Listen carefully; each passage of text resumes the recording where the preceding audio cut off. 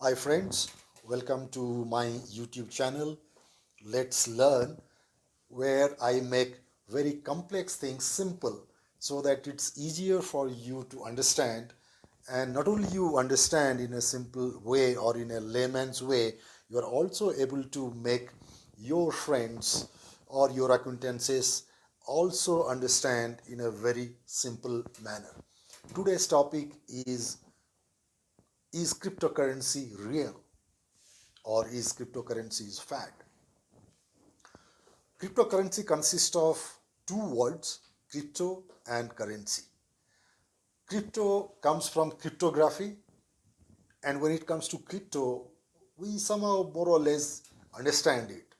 Cryptic clues, cryptic answer, like that, which means something very complex, something not very straightforward, something difficult to understand.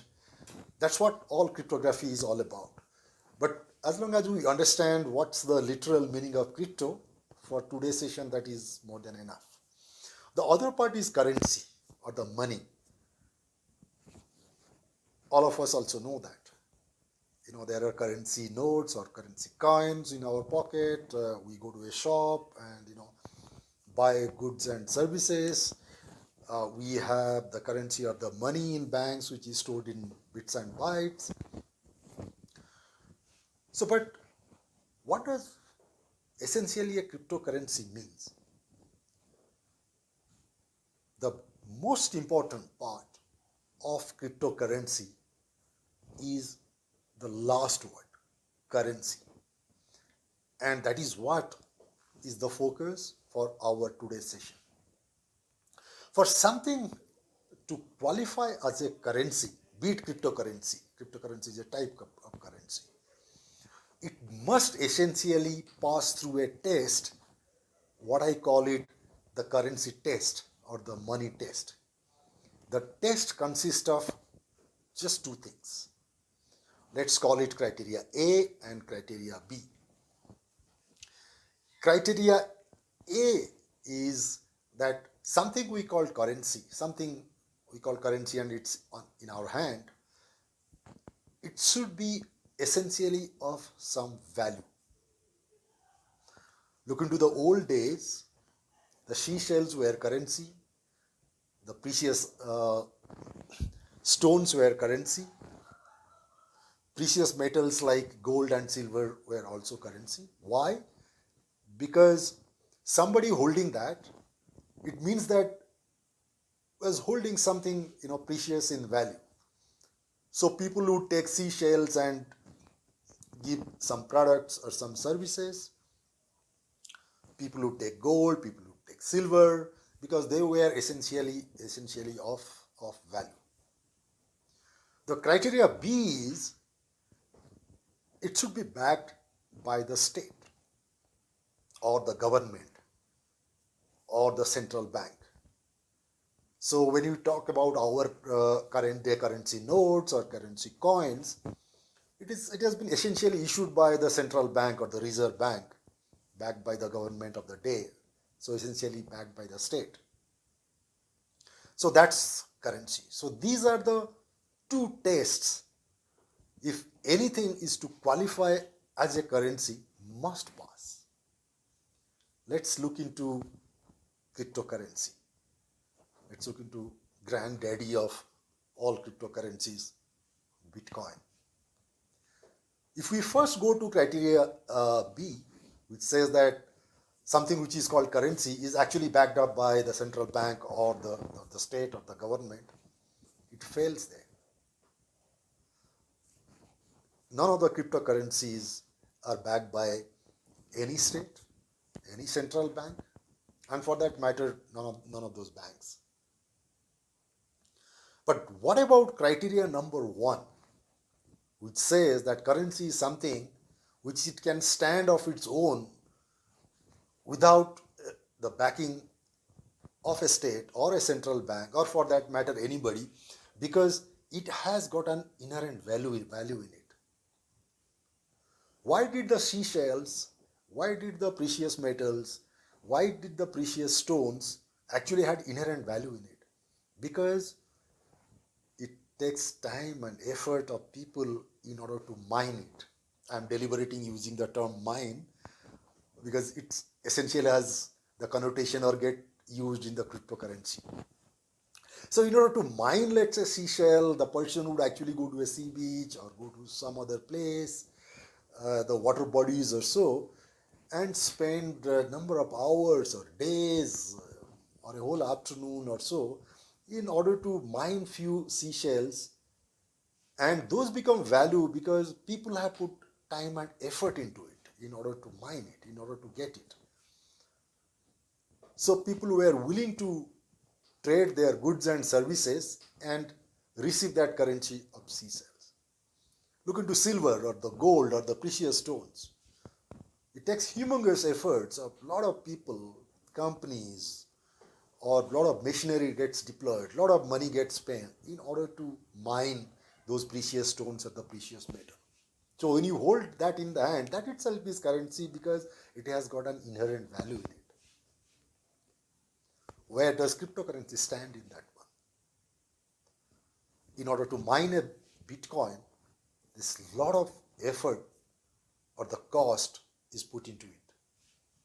There are very expert computer people who work on mining the Bitcoin. There is a huge value of their time. Those people, if they have been working somewhere, they could be billed, let's say, $200 per hour, $300 per hour, or at least $100 per hour. And they put in a couple of days or maybe a week in order to mine just one Bitcoin. Not only that, they got to have a lot of computing power in order to mine a Bitcoin. In simple terms, the computing power may be like a 1 lakh number of computers or 100,000 number of laptops getting connected in order to give that kind of computing power so that a Bitcoin can be mined or extracted. Then, of course, there is a huge cost of electricity or the energy that is needed in order to drive this huge infrastructure of computing power. And the energy required in order to fire up this computing power nowadays will run into probably the entire electricity consumption of a town or a small city. And that's a huge cost that gets put into the process of mining a Bitcoin.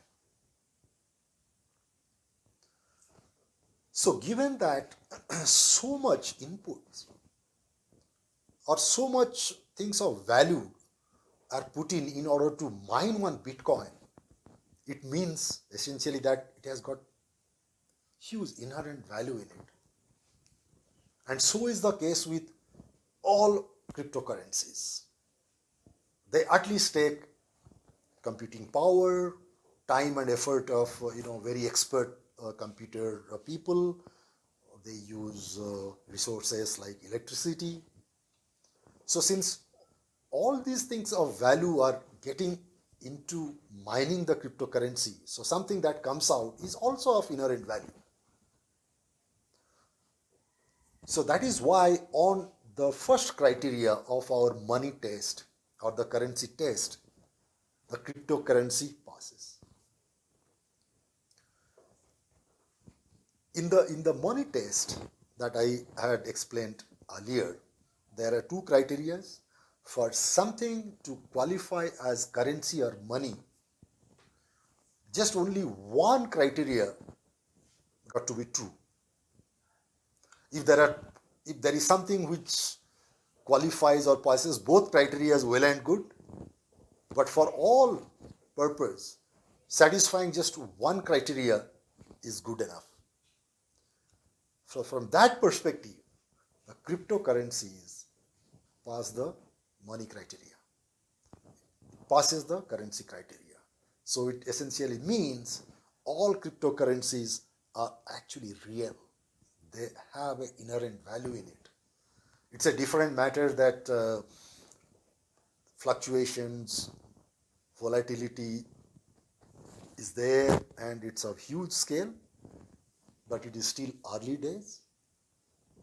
So these things will keep on happening till it probably stabilizes in a couple of years or so, or it might even take tens of years. But the essential fact remains is that cryptocurrency is real. So my advice to all you guys is get into it. It will be really fun to transact or trade in cryptocurrencies. But the golden rule that you must follow is put in or trade or invest small amount of money. The money which you lose it completely, you will not skip a heartbeat. Let's say investment of a couple of hundred rupees every month, or maybe $10 if you are in US or overseas, $10 or $10 equivalent of your currency or few dollars is good enough. Because even if the cryptocurrencies that you are going to buy, you can buy them in fraction.